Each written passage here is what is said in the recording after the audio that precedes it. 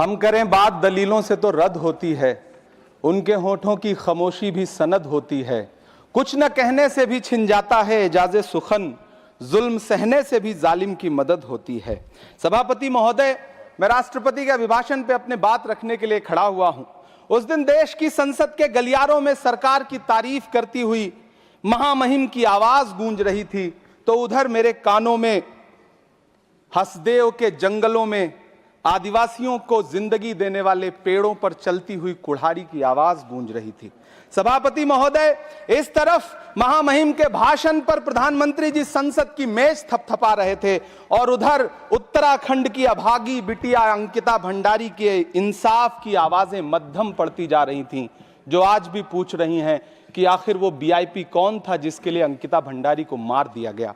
सभापति महोदय, इधर महामहिम सामाजिक न्याय की बात कर रही थीं और उधर उत्तराखंड के कोटद्वार में नफरती लोगों के खिलाफ एक बुजुर्ग को बचाने के लिए खड़ा हुआ दीपक, जो मोहब्बतों की रोशनी लेके खड़ा हुआ था, उसके खिलाफ कोटद्वार की पुलिस गंभीर धाराओं में एफआईआर दर्ज कर रही थी। और वो भी उस दिन हो रहा था जब उत्तराखंड के मुख्यमंत्री कोटद्वार में मौजूद थे।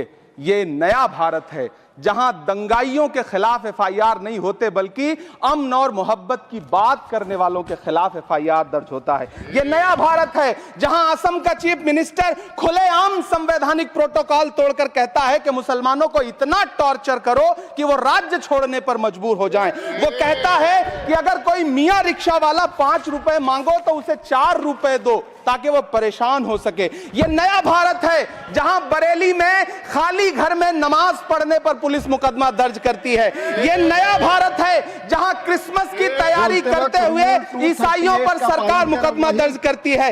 ये नया भारत है जहां जम्मू कश्मीर में नीट का एग्जाम क्वालिफाई करने वाले 50 बच्चों में अगर 42 मुसलमान होते हैं तो फिर मेडिकल कॉलेज की मान्यता ही रद्द होती है और जश्न मनाया जाता है। महामहिम राष्ट्रपति का भाषण में सुन रहा था। सर, यह नया भारत है जहां मध्य प्रदेश के बैतूल में बच्चों के स्कूल बनवा रहे मोहम्मद नईम का घर स्कूल इसलिए तुड़वा दिया जाता है क्योंकि वो स्कूल बनवा रहे थे। ये नया भारत है जहां कोर्ट का स्टे होने के बावजूद बनारस की दाल मंडी में सैकड़ों दुकानें तोड़ी जा रही हैं क्योंकि रास्ता चौड़ा करना है। नेहरू का नाम आइंस्टीन के साथ लिया जाता था और आपका नाम एप्स्टीन के साथ लिया जाता है। आपको ये बात समझनी पड़ेगी। सभापति महोदय, मुझे 1 मिनट बोलने दें।